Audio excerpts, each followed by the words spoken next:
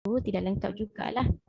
Kiranya saya tidak mengucapkan ribuan terima kasih kepada para penaja kita yang setia bersama kami, yang terus istiqamah dalam majlis-majlis ilmu yang kami adakan.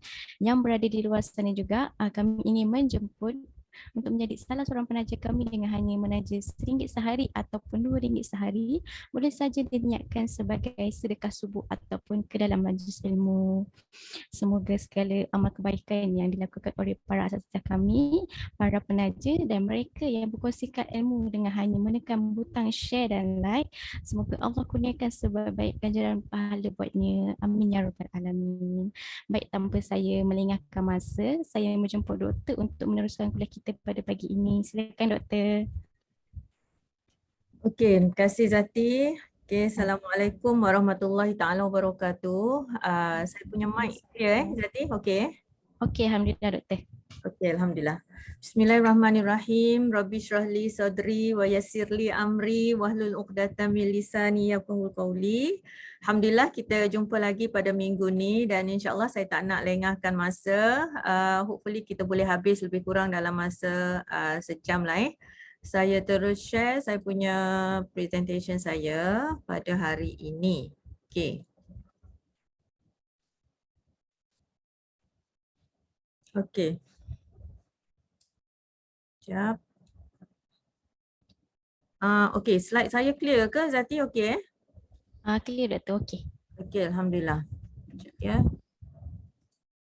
Okey. So hari ni sebenarnya kita nak bincang tentang satu situasi ataupun satu nikmat Allah yang saya rasa ramai dari kita yang terlepas pandang. Kita setiap hari kita asyik duk gosok dada, terima kasih ya Allah jantung aku berdenyut dengan elok, otak kita ada boleh berfikir dengan baik, kita duk gosok kaki kita boleh berjalan, tapi kita terlupa ada satu organ di belakang tabir. Dia bekerja di belakang tabir dan dia bekerja setiap hari, setiap saat dari saat kita lahir sampailah kita menghembuskan nafas terakhir nanti insya-Allah. Dan organ itu adalah buah pinggang. So hari ni sebenarnya kita nak cerita buah pinggang ni apa dia sebenarnya. Ataupun orang utara dia kata tang mana. Dia duduk kat mana buah pinggang ni. So kita nak tengok dan apa sebenarnya kerja dia yang kita kadang-kadang ya Allah kalau buah pinggang ni dia boleh bercakap Zati dan semua yang ada dekat sini mungkin dia kecil hatilah. Dia kata Allah Tuhan aku ni tak sebut pun nama aku tiap-tiap hari. Padahal aku ni yang paling berbaktilah pada Tuhan aku. So hari ni insya-Allah kita nak tengok cerita tentang buah pinggang. Okey.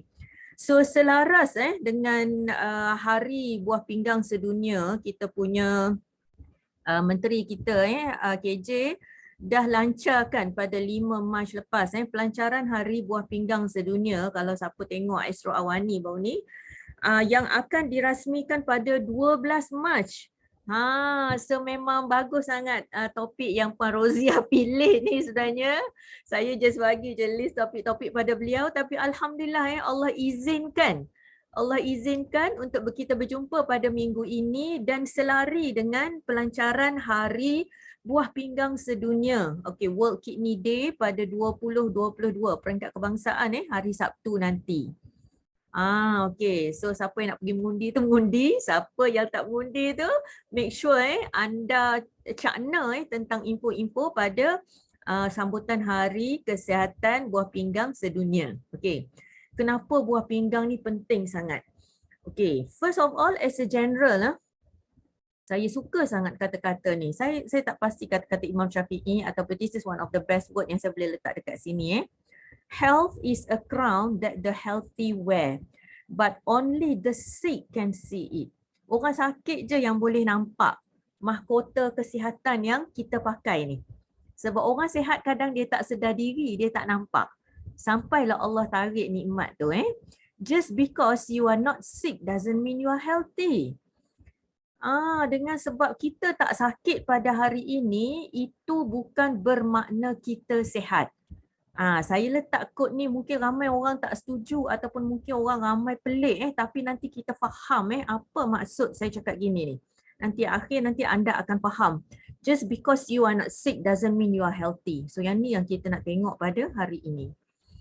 Okay. So ni daripada surah, siapa tahu daripada surah apa ni? Bismillahirrahmanirrahim. Laqad khalaqnal insana fi ahsani taqwim. Bismillahirrahmanirrahim. So ni daripada surah At-Tin kan. Kami telah menciptakan manusia dengan sebaik-baik kejadian. Ahsani taqwim. So kalaulah kita tahu sebenarnya Masya Allah badan kita ni, especially buah pinggang kita ni yang saya nak cerita kejap lagi ni, Allah, kita kena letak rasa takjub tu. Rasa macam Allahu Rabbi, betapa Allah boleh buat sebegini kecil organ ni, tapi apa sebenarnya dia punya cara kerja kita. Yang ni yang kita nak tengok hari ni insya-Allah. Okay. So kita ni sebenarnya memang dalam keadaan yang kena sentiasa beringat-ingat. So 99% individu dalam keadaan separuh sihat. Maknanya kita ni kadang-kadang kita ada simptom-simptom tertentu yang saya letak dekat sini. Saya tak payah baca semua, you all boleh baca. Kadang-kadang kita ada simptom yang sama ada kita tak cakna, sama ada kita ni jenis ignorance, kita ignore, ataupun kita ni jenis yang memang takut nak pergi check. So kena berhati-hati dan kena ada ilmu. Yang tu yang saya nak bagi tahu. So Alhamdulillah Allah aturkan kita untuk berada dalam sesi ni pada hari ini untuk kita dapat ilmu yang insya-Allah kita boleh bagi satu yang terbaik untuk badan kita. Sebab mungkin ada benda yang kita dah tahu tapi kita rasa macam rupanya penting simptom ni yang aku akan pergi check rupanya. So yang ni yang kita nak tengok pada hari ini. Okey, dan Malaysia adalah paling ramai pesakit buah pinggang menjelang 2030. Allahu Rabbi. So ni adalah statistik dalam tahun 2000, kalau tak silap saya 2014, 2015. Dah lama dah. Tapi prediction ataupun jangkaan tu dah dibuat dan statistik ini dibuat oleh statistician ataupun pakar di mana menjelang tahun 2030 Malaysia akan mempunyai pesakit buah pinggang yang ramai.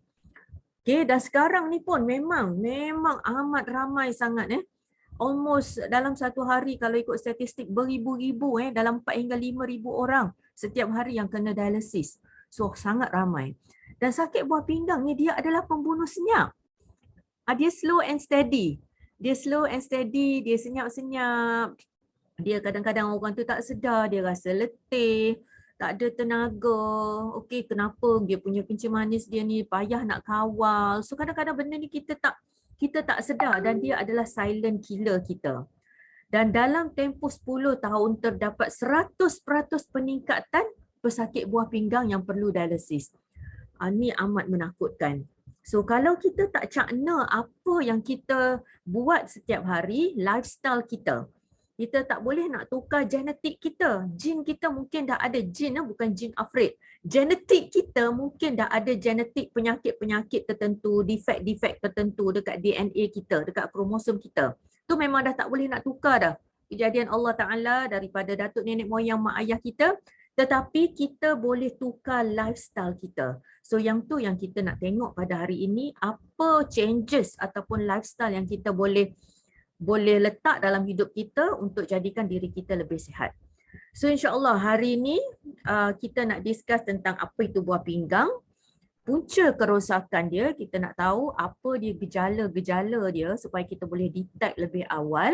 Prevention is always better than cure. Kita nak tahu tu apa komplikasi dia dan macam mana kita nak jaga. So yang ni yang kita nak tengok pada hari ini. Okay. Buah pinggang kita yang kita kata tang mana tu, buah pinggang kita ni dia 2 biji. Dia sepasang Dia buah. Kenapa kita panggil buah pinggang? Sebab dia macam buah. Dia buah. Dia bentuk macam bean, macam kacang, kidney bean tu, dia sepasang dan saiz dia lebih kurang dalam segenggam. Setiap buah pinggang kita lebih kurang segenggam, tapi dia tak macam gemuk macam gini, dia lepeh. Dia lepeh. Orang utara kata Allah banyak ni, saya ada vocab orang utara banyak ni. So dia lepeh, dia lebih kurang saiz segenggam, sepanjang lebih kurang dalam 4 hingga 5 inci. Okey, ni buah pinggang yang normal kita. Dan dia duduk bawah bahagian belakang kita panggil posterior. Posterior dekat belakang, bawah tulang rusuk kita. Dia lebih kurang sama paras dengan pusat. Okey, kita ambil pusat kita, kita gariskan, okey. Lepas tu dia sampai ke belakang, dia lebih kurang sama level tu. So tu adalah buah pinggang kita. Dia duduk dekat belakang. Dan beratnya cuma 0.5% daripada jumlah keseluruhan berat badan dia. Maknanya dia kecil saja. Okey. So ni buah pinggang kita yang duduk kat belakang ni. So buah pinggang ni, ya Allah, amat penting.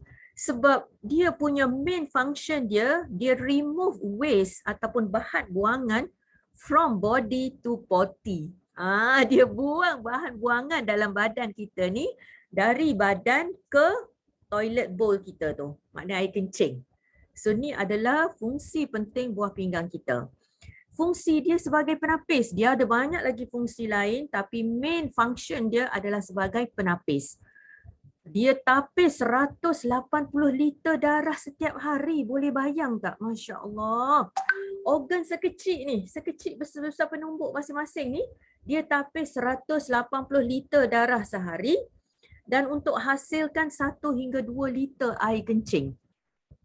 So air kencing yang keluar tu bahan buangan lah semua. Urea, kreatinin yang keluar, toksin, bahan pengawet, apa semua tu keluar dalam air kencing. Dan setiap biji buah pinggang kita ni ada 2 juta nefron. Nefron ni dia adalah satu unit penapis. Macam satu mesin basuh. Satu nefron adalah satu mesin basuh. So dalam buah pinggang kita ada 2 juta. Bukan 20. Bukan 2000. Tapi Masya Allah, Allah letak 2 juta. Compact duduk dalam buah pinggang kita.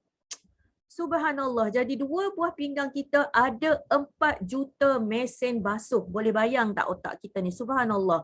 Takjub sangat kejadian Allah ni dalam badan kita yang kadang-kadang kita ni terlepas pandang, oi malam ni nak makan apa makan mi udang lah, makan nasi biryani lah, makan menate apa benda lah, steak lah apa benda semua kan. Minum teh tarik lah, kita beli boba tea lah. Semua tu makan. So bila dah lepas makan, minum apa semua masuk dalam badan kita, lantaklah buah pinggang kita kerja. Dia tapis. Ya Allah, kesian buah pinggang kita. 2 organ yang penting yang bekerja untuk menapis segala maknika makanan yang kita makan ni adalah liver, hati dengan buah pinggang. So buah pinggang dengan hati ni kita tak kontrol sikit pun. Tak ada kita kata okey kita letaklah, kita boleh letak setting dia macam mana apa semua. No. Kita tak boleh adjust anything. Kita tak boleh nak sentuh apa-apa pun, semua dia punya regulation dia, semua cara kerja dia, banyak mana nak tapis, nak kerja pukul berapa, nak buat apa, nak setakat mana, dia punya tahap penapisan, semua tu adalah secara fitrah. Maknanya dia akan berlaku dengan secara tanpa kita kawal. Apa yang kawal? Siapa yang kawal? Allah Ta'ala. So maknanya kita kena bertanggungjawab kepada organ kita.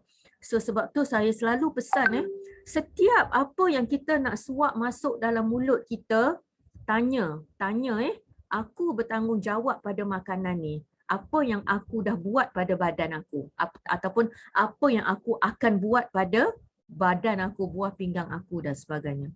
So ini adalah buah pinggang kita yang banyak sangat kerja-kerja belakang tabir yang telah bantu kita selama ini yang kadang-kadang kita tak perasan. Okey. So ni benda-benda yang ditapis. Tengok, Masya Allahu Akbar. Macam-macam. Ni viral, segala jenis makanan, minuman viral kita try. Banyak sangat dia punya gula dia punya susu pekat manis pun gula dia, bahan-bahan pengawet pewarna dia, bahan-bahan radang dia, semua ni dalam makanan-makanan yang kita makan. Subhanallah. Okey. So memang sedap, dan bila masuk Ramadan nanti, bila masuk bulan puasa, dalam keadaan kita berada pada tahap lapar yang amat tinggi, dia akan merangsang segala jenis nafsu yang kita ada. Kalau kita tak tapis dengan kebijaksanaan ilmu yang kita ada, kalau kita tak tapis dengan iman yang kita ada, kita payah. So Alhamdulillah, terima kasih kepada perkongsian daripada asatizah yang dalam pondok ilmu, daripada Coach Syaril dan juga daripada Ustaz Kamal sendiri yang memberi kita pengisian jiwa. pengisian rohani dan jasmani untuk kita dapat ilmu, insya-Allah. Okey, dan semua inilah yang buah pinggang kita berusaha keras untuk menapis. So dia macam rubber band lah buah pinggang kita ni. Buat rubber band getah-getah. Getah, saya tak ada getah saya nak tunjuk. Kita tarik getah, mula-mula dia akan follow. Dia follow, dia boleh panjang tapi sampai satu masa dia akan snap, dia akan putus. Sama juga dengan buah pinggang kita. Mula-mula dia bekerja, kita makanlah apa-apa pun tak ada masalah tiap-tiap hari. Sorry lah, saya bukan nak mengata orang yang menjual apa-apa buah bati, menjual sup gearbox. Saya tak kata orang, minta maaf, jangan salah faham. Ini saya just nak menunjukkan sebagai contoh realiti kehidupan kita masa kini. Buah pinggang masa kita muda, masa kita masih sihat, dia tak akan tunjuk apa-apa simptom. Sehinggalah separuh daripada mesin basuh kita, ingat tak tadi yang saya tunjuk, nefron tu. Sehingga hampir separuh daripada nefron tu dah mula rosak. Barulah dia tunjukkan simptom-simptom dia. So nanti kita nak tengok apa dia punya simptom dia. So ni satu lagi, gula yang tersembunyi. Gula tersembunyi ni juga dia menjadi satu benda yang dia racun secara senyap kepada buah pinggang kita. Kena berhati-hati sebab dia adalah penyebab radang. Buah pinggang kita antara penyebab rosak dia adalah radang. Okey, so gula yang tersembunyi ni adalah sebenarnya yang menyebabkan kerosakan badan kita. So saya letak dekat bawah ni, ini bukan recommendation, maknanya bukan nak kata kalau wanita kena ambil 6 sudu kecil sehari, kalau lelaki no, bukan recommendation. Tapi ini adalah limit. Okey? Sorry, izinkan saya minum air sekejap. Ini adalah limit yang menunjukkan kita kena berjaga-jaga.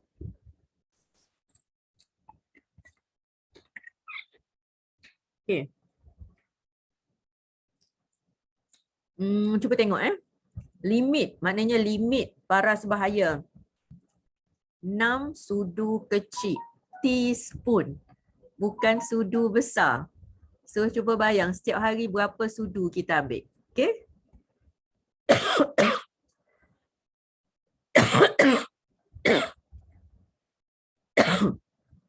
Okay.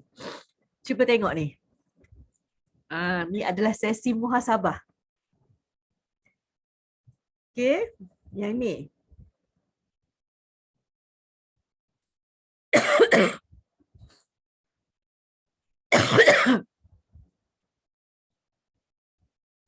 Sorry ada orang sebut nama saya. Tak apa doktor. Okay. Minum air dulu. Itulah. Sedap tu. Ada doktor ada kat sini.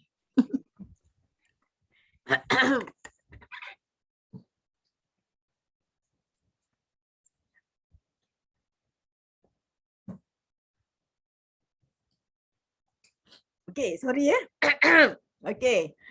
So ni tengok tak dekat dapur kita ada tak ni botol-botol ni? So ni adalah yang kita panggil hidden sugar, betul tak? Zati ada tak benda ni kat dapur? Memang wajib ada doktor. Wajib ada. Ya. So kalau nak guna bukan tak boleh. Boleh, tapi pastikan kita bukan dalam keadaan yang terlebih. Nak guna sikit boleh, tapi kalau kita boleh betul-betul elakkan, lagi bagus. Okey? Dan penduduk Malaysia makan lebih kurang 26 sudu teh gula sehari. Sedangkan kita punya tahap kita lebih kurang 5 hingga 6 sudu kecil saja sehari. Tapi ni campur dengan sosnya, dengan makanan tu, tak campur lagi gula dalam gulai kita, dalam sup kita, dalam semua tu campur. Okey, ni adalah antara hidden sugar ataupun gula yang tersembunyi. Cuba tengok ni. Yang ni lah lagi lah. So kita ingat kita makan Milo kosong saja contohnya. Tak apa doktor, saya tak campur gula dalam Milo saya. Pernah dengar tak Zati orang cakap gitu? Saya minum doktor selalu. Saya minum Milo saja, tapi tengok dalam Milo tu sendiri. Okey, dalam kita punya kopi-kopi yang kita ambil. Saya minta maaf jangan salah faham. Ni saya tunjuk sebagai contoh. Saya bukan nak ban apa semua Nestle ke Milo apa, no. Ni sebagai contoh bahawa kita kena ada ilmu supaya kita tahu apa gula yang tersembunyi. So ni saya tunjuk gula yang tersembunyi. Tetapi ada satu lagi, nanti saya akan share lagi satu talk di mana kita dah tak ambil gula. Orang dah cakap, doktor, saya ni memang tak ambil gula. Tak ada gula pun dekat rumah saya. Tetapi kenapa saya masih payah nak kawal gula dalam darah saya? Tu ada satu talk lain. Saya tak boleh cerita sini sebab panjang. Nanti kita tak habis ni. Ketang nanti baru habis. Okey, satu lagi adalah masalah gula yang boleh menyebabkan pelbagai penyakit lain juga. Bukannya buah pinggang saja. So dia adalah juga penyebab kepada kanser, diabetes, heart disease, semua tu. Dan benda ni at last memang dia akan pergi kepada organ yang kita akan discuss hari ni lah. Buah pinggang. Okay. So secara kita tengok fungsi buah pinggang ni, kita panggil dia adalah sebagai regulator ataupun dia adalah sebagai pengawal atur. So yang pertama sekali tekanan darah.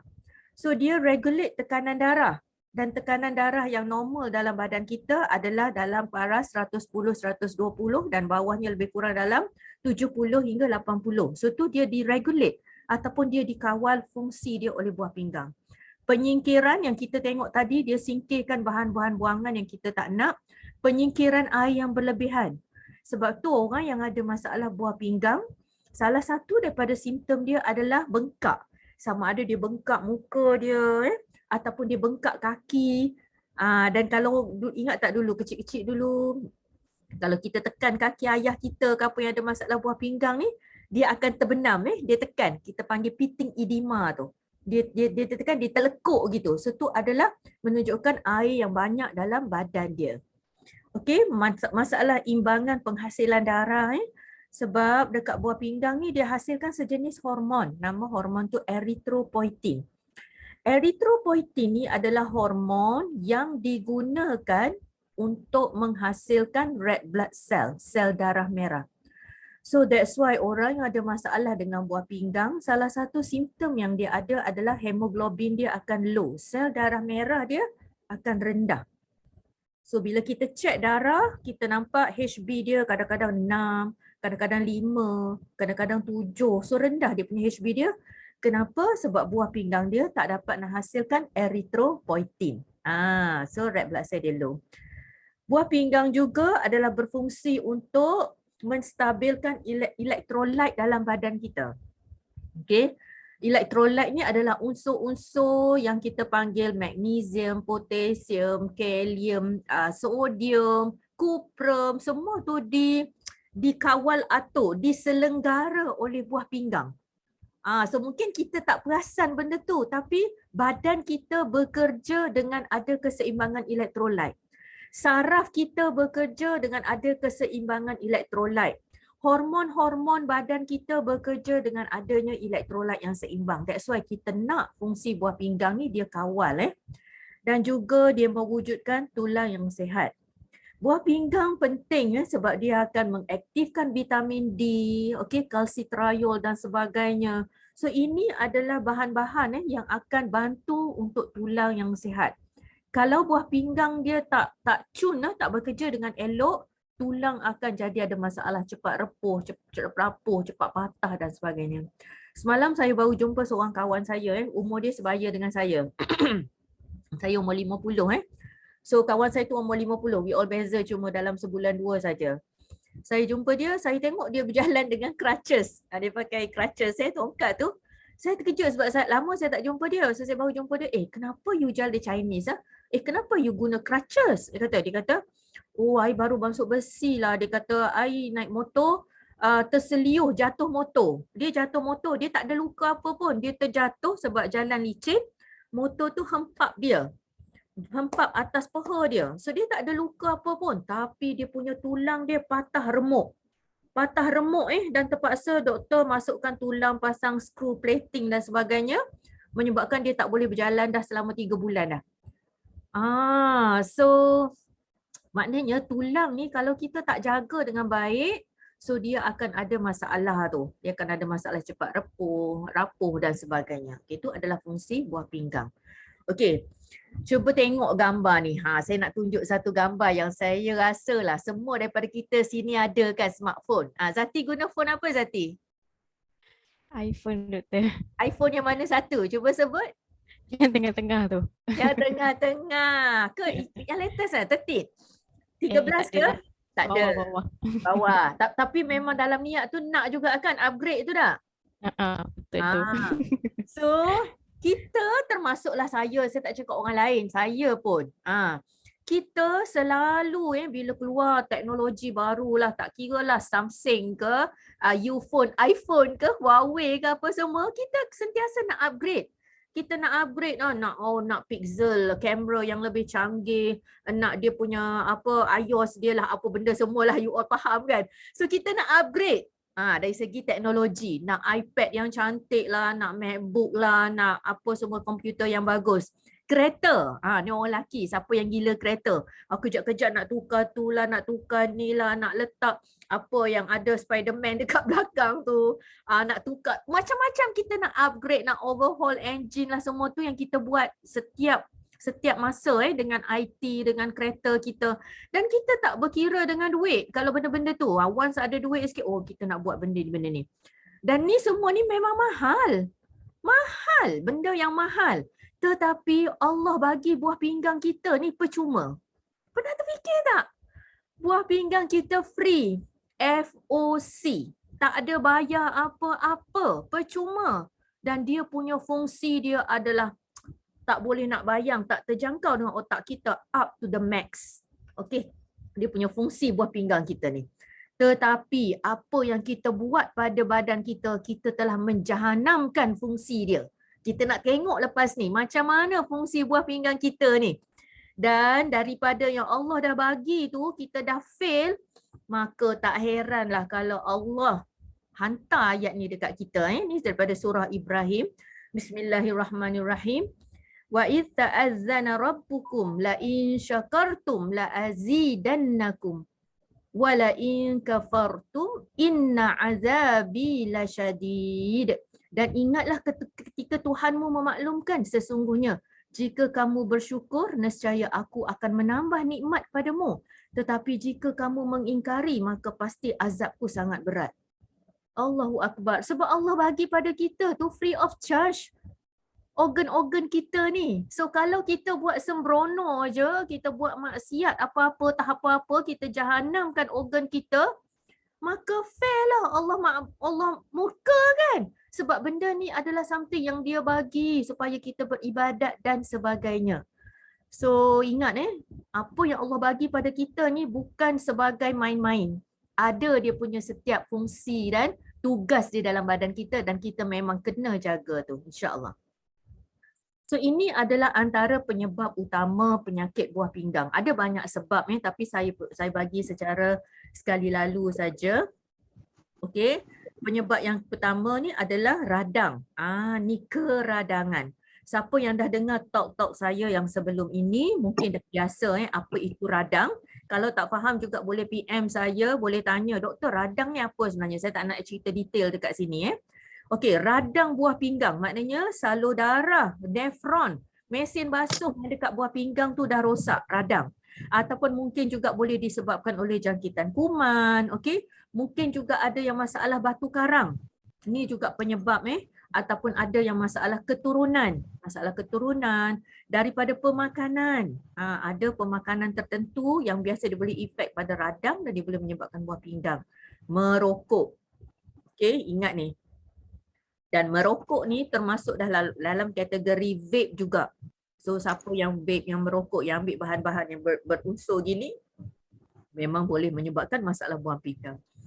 Asam ubat ataupun suplemen-suplemen bahaya ataupun ubat-ubat tradisional, herba-herba, makjun-makjun. Siapa yang suka ambil benda-benda yang tanpa nasihat doktor, biasanya nasihat doktor-doktor pakar, nasihat-nasihat daripada mereka yang bertauliah. Bertauliah penting So benda ni boleh juga menyebabkan penyakit buah pinggang. Diabetik, okey, saya akan explain dengan detail kejap lagi. Kencing manis, darah tinggi, semua ni boleh menyumbang kepada masalah buah pinggang. So bagi anda yang memang dalam badan dia dah ada 3 sekawan, maknanya dia dah ada masalah kencing manis, dia dah ada masalah darah tinggi, dia dah ada masalah kolesterol atau gout dan sebagainya.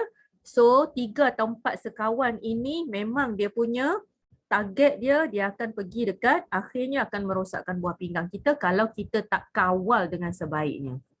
Okey, so ni adalah antara penyebab dia. Okey, so ni contoh-contoh saya letak gambar lah. Buah pinggang kita yang ni kalau sihat, dia dalam keadaan yang sihat, dan bila dah ada penyakit dia akan ada masalah dengan dari segi struktur dia dan sebagainya. Ada orang yang dilahirkan dengan masalah cyst. Ni biasanya masalah daripada lahir ataupun daripada penyakit keturunan, kita panggil polycystic kidney. Yang ni juga boleh bawa kepada masalah buah pinggang. Okey, kencing manis ataupun diabetik, 25 hingga 45% pesakit kencing manis akan mendapat sakit buah pinggang dalam masa 10 hingga 15 tahun kalau tak jaga. Ni adalah statistik lebih kurang tahun 2014, 2017 yang lama dah. So sekarang ini dia lebih laju. Kalau ada masalah kencing manis, darah tinggi, kalau tak jaga betul-betul kurang daripada 10 tahun memang akan dapat sakit buah pinggang. Dan kegagalan buah pinggang akan bawa banyak komplikasi. Nanti kita tengok. Okay. So punca kegagalan buah pinggang lah yang tadi saya dah cakap tadi, yang sebahagian besarnya adalah daripada sakit diabetes. So diabetic nephropathy, okay, nephropathy ni, nephro adalah buah pinggang. That's why kalau pakar buah pinggang kita panggil nephrologist, okay, ataupun pakar buah pinggang. Diabetic nephropathy ni adalah masalah buah pinggang, penyakit buah pinggang yang berasal daripada kencing manis. So ramai sangat Jangan ambil ringan sebab masalah kencing manis ni adalah masalah dia daripada hujung rambut sampai ke hujung kaki. Okay. These are the warning signs of diabetic nephropathy. Ada orang dia ada simptom awal tapi kebanyakannya adalah simptom pada akhir-akhir. Awal-awal dia tak rasa apa-apa, like almost 40-50% daripada nephron, buah pinggang dia itu dah rosak, baru dia mula ada simptom. Okay, dia mula rasa macam loya, nak muntah, okay, tak berselera nak makan. Kadang-kadang kaki dah mula bengkak, berat badan naik sebab badan dah kumpul air. Kencing kerap, okay, banyak kencing pada waktu malam. Tekanan darah pun jadi tinggi. Tekanan darah tinggi dia boleh menyebabkan masalah buah pinggang. Masalah buah pinggang tu sendiri boleh dia ada way round, boleh menyebabkan blood pressure tu naik.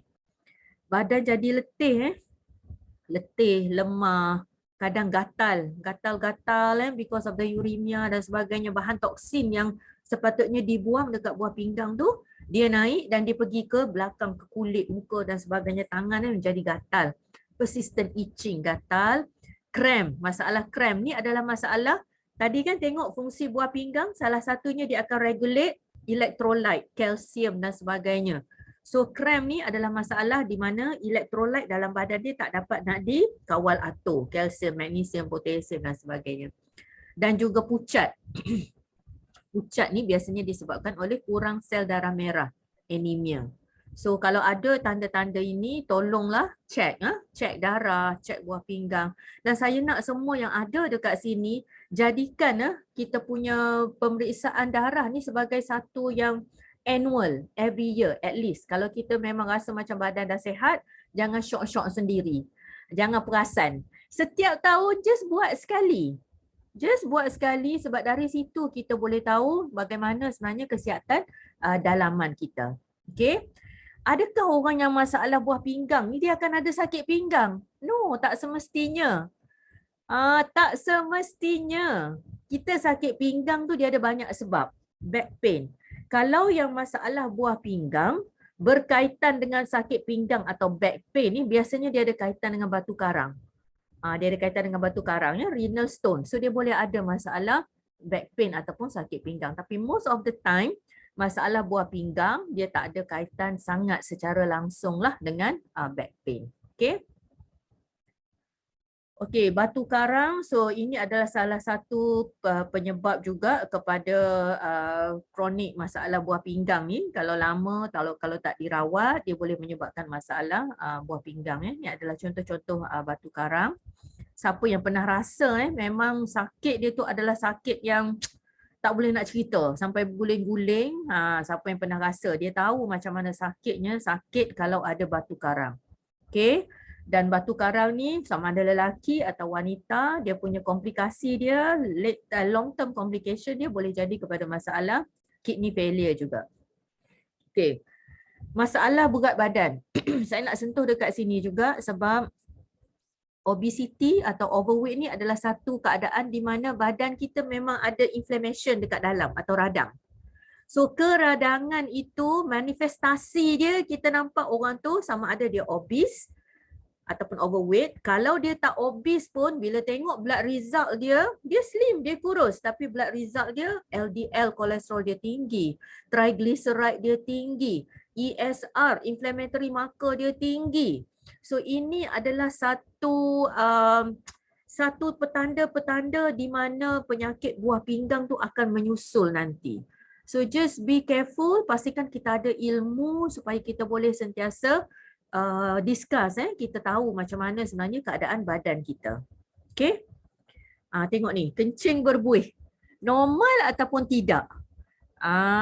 Yelah, saya tahu ada orang cakap, doktor, makruh doktor, tengok air kencing, tengok najis, makruh. Saya tak adalah suruh anda tilik, tengok, ambil gambar ke apa, tak. Tapi sekadar sekali lalu kita kena tengok, okay? Tengok warna air kencing kita, tengok dia ada buih banyak ke tak. Kadang-kadang sampai kena flush 3-4 kali baru hilang semua buih, tu dah kira tak normal.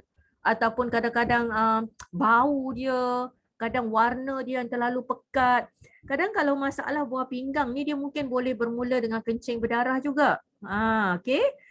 Chronic UTI ataupun kadang ada batu. Tetapi ada kalanya warna air kencing tu macam normal. Tetapi dia ada darah dalam tu bila kita tengok under mikroskop. That's why bila kita check darah, salah satu lagi check up yang penting adalah kena check kita punya air kencing kita. Okay? Ni adalah antara simptom-simptom juga yang explain tadi, badan letih. Ni adalah bila dia sembab. Kaki dah sembab, bila kita tekan ini pitting edema, nampak ada pit ataupun ada lekuk ni. Ni adalah petanda di mana badan dah ada banyak air. Okey, kulit kering, kita panggil uremic feces, muka, faces. Muka dia dah jadi macam dia ada certain features dia yang kita nampak kalau orang yang ada masalah CKD ni, chronic kidney disease. Kulit sampai dia garu, dia punya toksin dia dah naik ke kulit dan sebagainya. So penting untuk kita cek darah untuk kita tahu fungsi buah pinggang kita. Okey. So bila kita pergi jumpa doktor, biasanya kalau untuk check up kan, kita ambil darah apa semua, kadang kita tanya doktor tekanan darah saya berapa, doktor gula dalam darah saya berapa. Tapi lepas ni, sekali ni bila anda pergi jumpa doktor, kena tanya, doktor GFR saya berapa? Doktor memang akan, champion you sebab you tanya berapa you punya GFR. Maknanya menunjukkan anda seorang yang cakna. Tapi nanti doktor tu tanya, GFR tu apa pakcik? Kena tahulah GFR tu apa. Okey, so hari ni kita nak belajar. Jangan risau, kita nak belajar hari ni. What is GFR? GFR ni dia adalah short form kepada glomerular filtration rate ataupun kadar penapisan buah pinggang. Di mana ini adalah satu bacaan yang menunjukkan efisiensi ataupun tahap keefisienan berfungsinya buah pinggang kita sebagai penapis, regulator dan sebagainya. So ini adalah GFR dan kita boleh tengok GFR ni pada blood result kita. Nanti saya tunjuk. So masalah buah pinggang yang rosak ni dia ada stage dia. Daripada stage pertama sampai stage yang kelima. So anda dekat mana? Cuba tengok blood result masing-masing. Ada tak result darah? So sama ada kita muda ke kita tua ke, tolong buat sekali. Jangan main-main tau. Jangan rasa macam, alah tak payahlah doktor, saya muda lagi, baru umur 20, tak payah buat. No. Walaupun masih muda, kita tengok sekarang ni ramai sangat daripada anak muda yang dah kena dialisis. Ramai sangat daripada anak muda yang dah rosak, yang dah ke stage 3, stage 4. So ini adalah satu keadaan disebabkan oleh lifestyle kita. So make sure bila lepas dia daripada talk hari ni, sesi kita hari ni kuliah duha ni, anda yang belum lagi ambil darah tolong pergi ke lab ataupun klinik mana-mana, tolong check, buat medical check up, mesti ada renal function test. Okay. Bagi anda yang dah check darah, dah ada result darah, dah sorok dalam drawer, dah bertahun dah, tolong keluarkan, tengok balik. Okay, ataupun boleh call saya tanya, doktor normal tak result ni. Bagi anda yang ada result darah, kalau tak tahu nak baca, nak tahu betul ke tak dia punya ni, boleh just PM saya. Nanti saya akan explainkan you all punya result darah tu. 011-1079-5709 nanti you all boleh call. So ini adalah antara benda-benda yang anda memang kena taubat nasuha. Maksud saya kena bertaubat sebab pemeriksaan darah ni adalah something yang amat penting untuk kita tahu setakat mana kita punya fungsi buah pinggang kita. Okay. So tahap ataupun peringkat kegagalan kronik buah pinggang kita tu, ini yang saya sebut tadi. Kita tengok melalui keputusan darah yang kita panggil GFR, estimated GFR. Dan biasanya bila doktor nak explain, kita akan sebut dalam peratusan. Kita akan bagi tahu, oh ada lagi 30%, 50%. So tahap 5 ni lah yang biasanya kita risau. Sebab bila dah tahap 5, maknanya buah pinggang dia tu berfungsi kurang daripada 15%. So bila dah fungsi dia kurang daripada 15%, doktor akan mula bagi cadangan, okey puan, kita terpaksa buat dialisis. Kerana buah pinggang ni dah tak dapat nak berfungsi dengan sebaiknya. Okey, so ini adalah antara tahap-tahap kegagalan buah pinggang yang na'udzubillah min zalik. Saya doakan mudah-mudahan semua kita yang ada dekat sini minta-minta Allah jauhkan. Kalau siapa yang ada dekat sini yang dah ada masalah kegagalan buah pinggang, sama ada tahap 3, 4, 5 dan sebagainya, jangan putus asa, la tahzan. Ada something yang kita boleh usahakan untuk kita dapat healthy ataupun quality lifestyle yang insya-Allah kita akan cuba buat dengan cara yang terbaik. Okay. So apa definisi dia? So saya ambil definisi ni daripada pakar nefrologi. Definisi ni biasa bila kita kata kronik, dia mestilah lebih daripada 3 bulan. Okay, within the 3 to 6 months kita kata dia kronik. Kidney damage for more than 3 months. Okay. Dan kita tengok secara holistik lah daripada simptom dia, daripada physical examination kita check dia. Tetapi yang paling penting kita tengok GFR dia. Okay, sama ada dia less than 60 ataupun kebiasaannya kita ambil less than 15. So less than 60 maknanya kita dah kata dia dah ada CKD, chronic kidney disease for more than 3 months. Okay, dan ini adalah biasanya definisi yang kita ambil.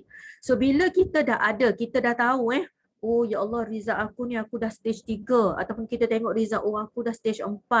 So pastikan kita terus cari ilmu yang betul, kita terus tahu apa sebenarnya kita nak ubah dan kita kena terus berubah. Dah tak boleh nak bertangguh-tangguh lagi dah. Sebab buah pinggang yang rosak ni kalau tak buat apa-apa dia akan terus merudum, dia akan terus jatuh. So do something and do something fast. Okay, insya-Allah boleh bantu. Okay, so ni contoh result darah lah. Kalau kita ambil blood result, kadang-kadang bila kita tengok ni, kita tak tahu, ya Allah macam mana lah nak baca ni. So insyaAllah jangan risau, hari ni kita akan tengok serba sedikit. Siapa yang tak faham nanti boleh tanya lagi, boleh PM saya ataupun mana-mana assistant coach yang ada dekat sini. Boleh tanya apa sebenarnya yang dimaksudkan dengan masalah result darah saya ni. Biasanya kalau kita baca result darah, dia akan bagi normal value dia. Ni dalam ni. Tapi penting kena ingat result darah ni sebagai bantuan untuk support the diagnosis ataupun penyakit kita. Kita kena tengok pesakit tu secara holistik.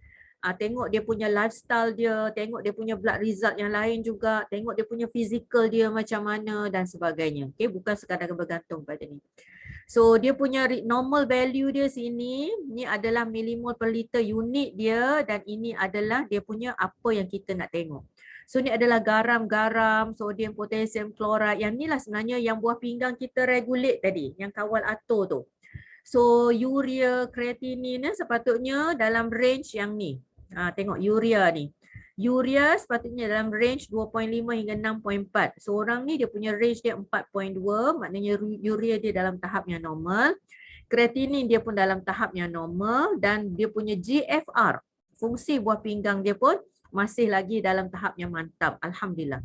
Cuma uric acid dia, nampak tak ni? Tinggi sikit. So kalau dia tak berhati-hati, uric acid ni dia punya kesan jangka panjang dia boleh menyebabkan juga masalah buah pinggang. Okay. Ada juga yang blood result yang dia tunjukkan gini. Sodium, potasium, yang lain semua normal. Okay. Nampak yang ni ada sikit 89 ni. 89 ni nampaknya dah ada sikit, dah kurang daripada 90 dekat sini. Okay. Tetapi yang kita risau sikit sini. Kadang-kadang dia bukannya masalah buah pinggang juga. Kita kena tengok secara whole Dan kadang-kadang kalau kita ada masalah dehydration daripada segi pemakanan dan sebagainya, dia boleh juga menyebabkan masalah garam juga yang jadi tak normal. Ataupun kadang-kadang kita tengok juga kadang-kadang darah tu bila diambil lama dia menyebabkan lyse, darah tu pecah lama sebab sebelum dihantar ke lab dan sebagainya, dia boleh juga menyebabkan garam, potasium dan sebagainya akan tinggi juga. So that's why result darah ni kita kena tengok dan kita kena discuss dengan pakar. Okay, supaya kita tahu apa sebenarnya masalah, sebab doktor pakar biasanya akan tengok secara holistik. Okay, insyaAllah. Okay, tengok yang ni pun dia akan bagi result yang ni, normal value dia, yang ni normal range dia, unit dia dalam milimol per liter. Okay, tengok dia punya GFR dia, 25. Okay, maknanya dia dah stage 4. Stage 4, kalau tak buat apa-apa ni, kalau tak ada tindakan atau action yang fast, dia akan terus turun ke stage 5 dan terus akan terpaksa kita buat renal replacement therapy, dialysis dan sebagainya. Okay, this is very low. Kreatinin juga dah tinggi, urea juga dah tinggi. Okay, tengok chloride pun dah tinggi. So, uric acid juga dah tinggi. So, ni adalah masalah yang sudah agak kritikal yang terpaksa kita offer bantuan segera biasanya. Ataupun yang ni, ni adalah result salah seorang daripada pesakit buah pinggang yang dah terpaksa resolve kepada dialysis. Dah tak boleh nak cakap apa dah. Dia punya GFR dia dah 3. La haula wala quwata illa na'udzubillah min zalik. Kreatinin beribu, nampak tak ni? Kreatinin patutnya 115 ke bawah, kreatinin dia dah 1366. Maknanya buah pinggang dia dah surrender. Angkat bendera putih, red flag. Surrender, tak boleh nak buat apa. So ni adalah patient yang kita dah dialysis. Dia punya buah pinggang dia dah teruk. So antara benda yang kita offer bila ada masalah buah pinggang ni, kita punya renal replacement therapy, sama ada buat peritoneal dialysis, PD, kita panggil PD ya. Ni ada video kecil PD ni, boleh tengok. Apa itu peritoneal dialysis? Peritoneal dialysis adalah salah satu kaedah dialysis. Kaedah ini memerlukan cecair dialisis dimasukkan ke dalam rongga peritoneum di abdomen. Selaput atau membran yang menyelaputi abdomen, peritoneum, membolehkan bahan kumuh dan cecair yang berlebihan menyerap daripada darah ke dalam cecair dialisis. Cecair ini kemudiannya dikeluarkan dari badan secara berkala. Di dalam Continuous Ambulatory Peritoneal Dialysis, CAPD, pesakit menyambungkan beg mengandungi cecair dialisis di antara 2 hingga 3 liter di tiub Tankov, satu tiub khas yang dimasukkan secara kekal melalui prosedur pembedahan kecil untuk disalurkan ke dalam rongga abdomen. Cecair dialisis dibiarkan di dalam rongga ini selama 4 hingga 6 jam dan dikeluarkan dari abdomen dan digantikan dengan cecair dialisis yang baru. Bagi mendapatkan dialisis yang mencukupi, 4 atau 6 kali pertukaran cecair dialisis diperlukan dan dilakukan secara manual setiap hari. Kandungan cecair dialisis terdiri daripada campuran pelbagai jenis garam dan gula, glukosa. Kepekatan kandungan gula dalam cecair dialisis menentukan kadar penyerapan, ultrafiltration, pengeluaran cecair daripada pesakit. Apakah faktor yang mempengaruhi pilihan rawatan CAPD? ini meliputi faktor psikososial dan faktor perubatan. Faktor psikososial termasuk motivasi dan pilihan pesakit sendiri. Okay, so kalau siapa yang nak full video nanti boleh minta saya bagi. Cuma nak bagi introduction saja apa itu peritoneal dialysis, kita panggil PD. Penukaran cecair di mana biasa dia tebuk dekat depan ni lah, kita tengok doktor cakap tebuk biasanya. So biasa kita masukkan tube. Okay, dan ini adalah yang permanent ataupun biasa kita offer renal replacement therapy ni, kita panggil ESR, hemodialysis, untuk patient yang end stage renal failure ataupun CKD, chronic kidney disease. So hemodialysis ni adalah Allahu Akbar, bila kita dah tengok boleh bayang tak ni adalah buah pinggang. Ni mesin ni dia ganti fungsi buah pinggang kita. This is the artificial kidney, dia akan masuk sini, tapi mesin ni akan mengganti fungsi buah pinggang kita yang dah fail. So kalau anda boleh bayangkan, boleh letak rasa takjub dalam diri betapa Allah Subhanahu Wa Taala jadikan buah pinggang yang sebesar genggaman kita ni dan dia boleh berfungsi dengan sebaiknya, tetapi manusia hasilkan mesin segedabak ni untuk ganti fungsi buah pinggang yang dah rosak. So fikir-fikirkan, tepuk dada, tanya iman kat mana kita nak pilih haluan hidup kita bila tengok benda ni. Okay. So bila masanya kita perlu mulakan rawatan dialisis ni, so nanti doktor akan bagi penerangan lah. So bagi anda yang ada masalah, pastikan jumpa dengan doktor pakar masing-masing doktor akan evaluate lah, akan tengok tanda-tanda simptom, akan tengok result darah, renal profile, semualah GFR, creatinine, urea, potassium dan sebagainya. So semua ni doktor akan bagi evaluasi dan doktor akan cadangkan apa rawatan yang terbaik. Kena jumpa doktor, jangan duduk senyap-senyap menangis dalam bilik. Okey, sekarang ni apa yang patut kita buat? So bagi kita yang masih alhamdulillah yang masih ada result darah yang kita rasa macam kita boleh improve ataupun kita rasa yang kita masih lagi belum diuji dengan hemodialysis dan sebagainya, apa yang kita kena buat sekarang ni? Okey. Yang pertama sekali, make sure kita punya 3 unsur ni berada dalam keadaan yang stabil. Saya tak sentuh lagi tentang isu stres. Sebab isu stres ni dia mendominasi semua penyakit dalam badan kita. So saya cuma sentuh isu yang kecil-kecil, isu-isu makanan, isu-isu jangkitan kuman, isu-isu kawalan kepada elektrolit, air dan sebagainya. Tetapi stres sebenarnya yang menyebabkan segala penyakit ni berkumpul menjadi satu dan menyebabkan badan rosak. So pastikan balance antara body, soul and mind kita. So program-program sebegini adalah amat bagus sebenarnya sebab dia menyeimbangkan ketiga-tiga unsur ni dalam hidup kita.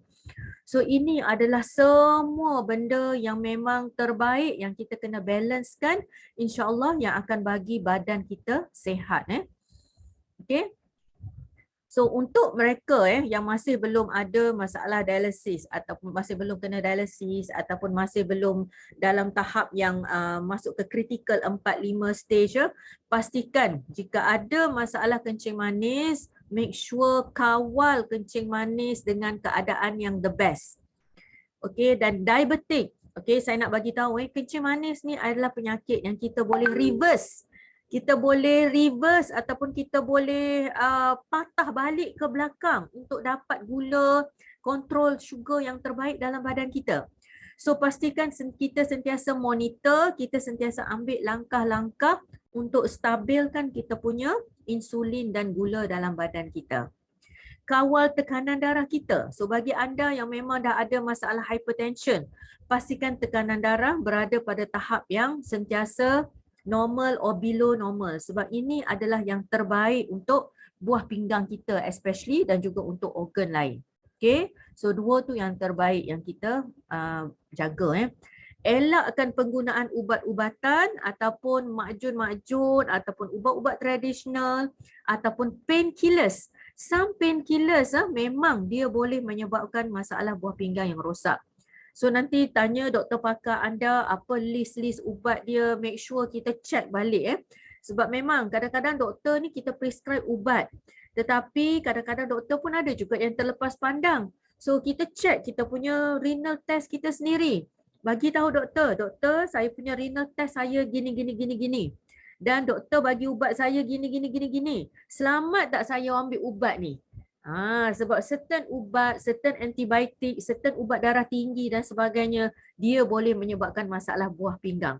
Pastikan kita discuss dengan doktor kita, pastikan discuss dengan doktor pakar untuk pastikan beliau aware apa condition buah pinggang kita sekarang ni. Selain daripada tu, penjagaan garam, level garam yang betul dalam badan, banyak mana nak ambil, air, protein dan sebagainya, ini adalah antara yang kena ambil perhatian. Dan protein intake ni adalah yang penting, yang kena berjaga-jaga, yang kena discuss dengan pakar pemakanan, dengan doktor-doktor pakar.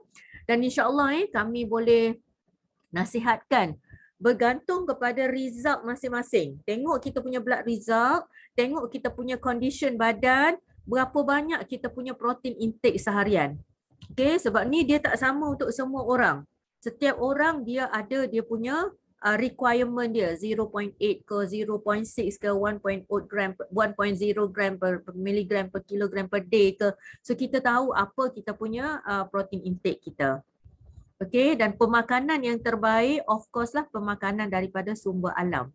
Natural food, pemakanan yang tidak ada label-labelnya. Bukannya processed food ataupun ultra processed food. So the best is actually sayur-sayur dan buah. Tapi ilmu kena ada sebab certain sayur, certain buah dia ada kandungan fosforus, fosfat dia dan sebagainya. So inilah yang anda kena belajar dengan lebih detail lagi untuk tahu setakat mana kesesuaian dengan badan masing-masing. So hari ni apa yang saya bagi ni adalah secara kasar, secara sekali lalu sebab saya tak tahu anda secara detail. So anybody yang rasa macam nak tahu secara detail result darah, apa pemakanan yang sesuai dan sebagainya, insya-Allah boleh kontak saya lepas ni lah. Okay. So apa yang penting adalah ilmu yang tepat. Okay, bukannya sekadar ilmu yang betul. Ramai orang boleh cari ilmu yang betul, tetapi adakah tepat dengan diri dia? Yes. It has to really suit yourself. Setiap orang lain badan dia dan mesti ada ilmu yang tepat. Elakkan radang. So segala pemakanan radang, segala pemakanan yang boleh menyebabkan badan rosak, termasuklah stres dan sebagainya, cuba elakkan. Tinggikan makanan yang antioksidan dan padat nutrisi. Okey, dan juga makanan-makanan yang anti-inflammatory. So ini adalah antara tips penting yang kita boleh ambil sama ada bagi kita yang masih belum dapat lagi masalah-masalah renal failure ataupun for those of you yang dah ada masalah buah pinggang dan nak pastikan buah pinggang punya keadaan tu tak merosot. Okay? So ilmu ni penting. Memang kami offer banyak sangat ilmu. So bagi anda yang nak belajar dengan lebih banyak lagi ilmu-ilmu, bagi anda yang nak mendalami, nak memahami lagi bahasa-bahasa badan, insya-Allah kami akan boleh bagi banyak lagi rahsia dan bukan rahsia yang bukan rahsia sebab dia daripada pemakanan yang kita memang makan every day, cuma kita nak tahu secara lebih terperinci apa sebenarnya dia punya efek kepada badan kita. Okay, dan for those of you yang nak faham juga tentang result darah dan sebagainya, ada juga ilmu yang kami akan beri, macam yang saya tunjuk contoh tadi sikit tu tentang renal function test, banyak lagi blood result lain yang kita akan bantu anda untuk faham insya-Allah. So health is like money. We never have true idea of it until we lose it. Bila Allah dah tarik nikmat sihat, barulah kita boleh rasa Masya Allah betapa bernilainya kesihatan itu. Okay, dan ni yang ayat yang saya sebut tadi daripada surah Al-Mu'minun. Okay, Bismillahirrahmanirrahim. Afahasibtum annama khalaqnakum abathan wa annakum ilaina la turja'un. Wahai manusia, apakah kalian mengira bahawa kami ciptakan kalian itu tanpa kewajipan dan tanggungjawab? Apakah kalian juga mengira bahawa kalian tidak akan dikembalikan kepada kami? So semua ini ada dia punya soal jawab dia nanti. Okay, insya-Allah. Saya rasa setakat tu saja. Jazakumullah khairan katsira untuk semua. Jika ada apa-apa persoalan, maybe boleh PM ataupun boleh tanya saya selepas ini. Saya ada 2-3 kelas yang lain lagi selepas ini dan insya-Allah saya harap kita semua yang ada dekat sini boleh manfaatkan sepenuhnya nikmat buah pinggang yang Allah bagi dekat kita ni, boleh jaga dengan sebaiknya dan insya-Allah boleh kita jawab dengan sebaiknya bila ditanya nanti oleh Allah di akhirat nanti. So saya rasa itu saja untuk anda semua. Saya serahkan balik kepada MC. Assalamualaikum. Doktor nombor telefon Nombor tali- saya 011 satu 10 kosong 79 79 57 57 09. 09. Terima kasih doktor. Assalamualaikum. Waalaikumsalam. Boleh WhatsApp kita punya apa tu yang kita punya apa tu tadi keputusan darah tu boleh. Boleh, Betul. insyaAllah. Boleh, Okey. boleh. Nanti saya tengok. Okey, terima kasih doktor. Sama. Okay, baik doktor, sebelum kita akhiri kita punya kuliah hari ni, bolehkah kita rai beberapa soalan?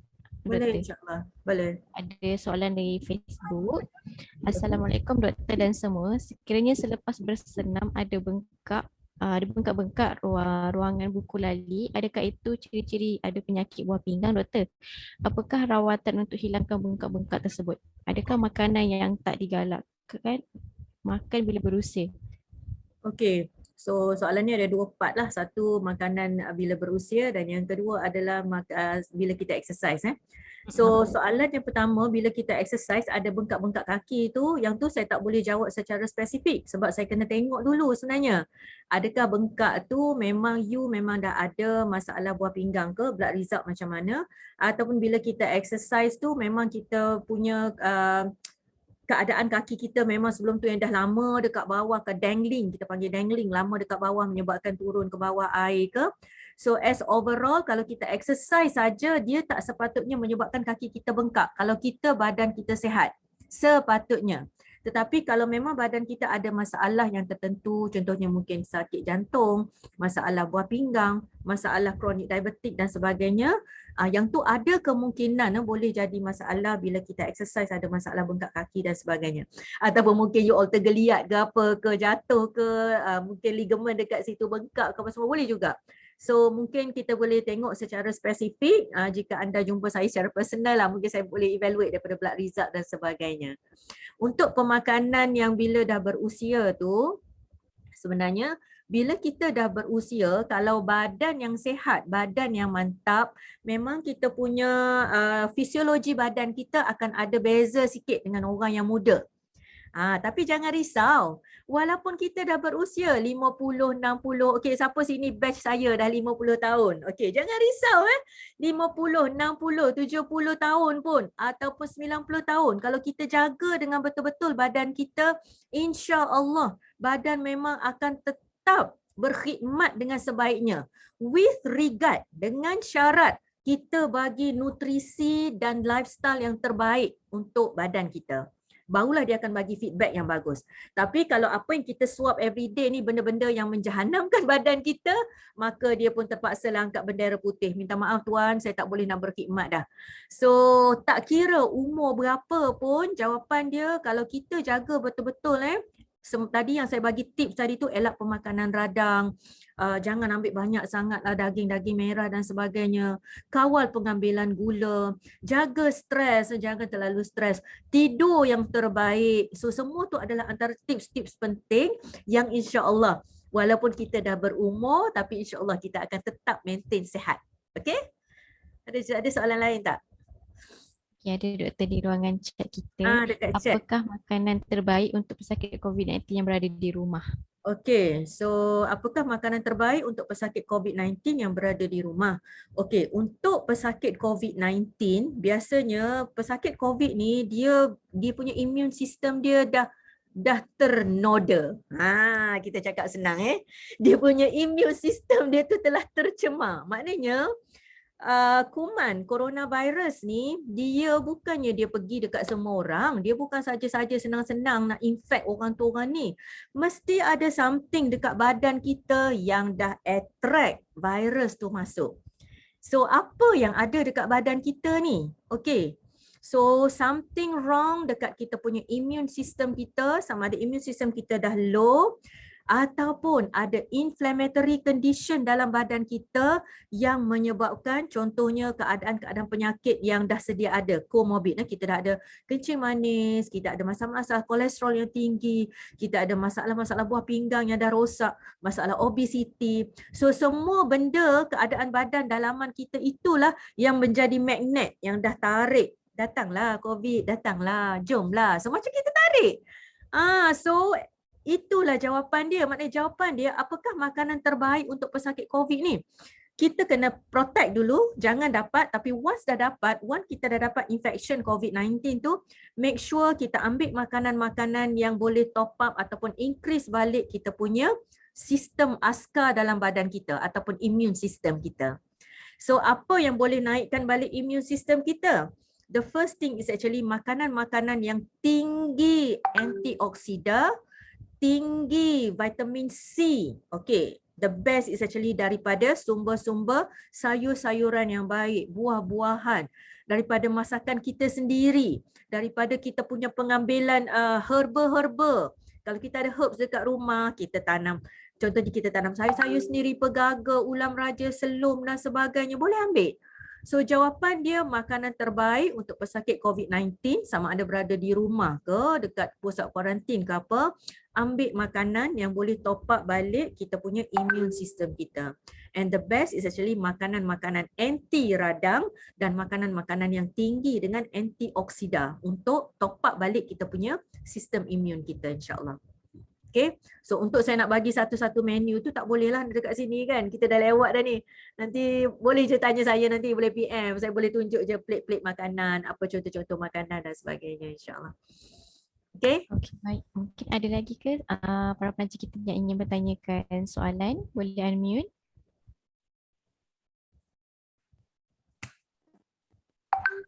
Jika... Assalamualaikum doktor. Waalaikumsalam warahmatullahi.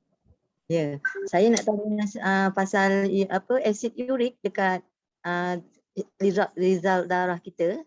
Okay. Apa yang kita patut buat kalau tinggi? Okay. Makanan ke? Okay.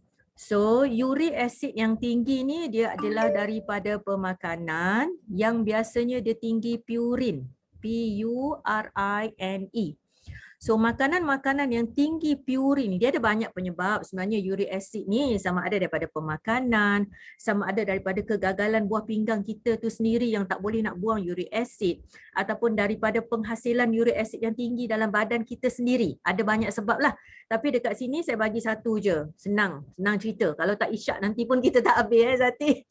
So, antara penyebab kepada tingginya uric acid adalah kebiasaannya daripada purin yang tinggi dalam makanan kita. So, purin ni ada dekat mana? Ada dekat makanan-makanan yang berdaging, especially daging-daging merah. Yang siapa yang suka steak-steaknya, kambing-kambing goleknya, siapa yang yang seangkatan dengannya lah. Okay, purin.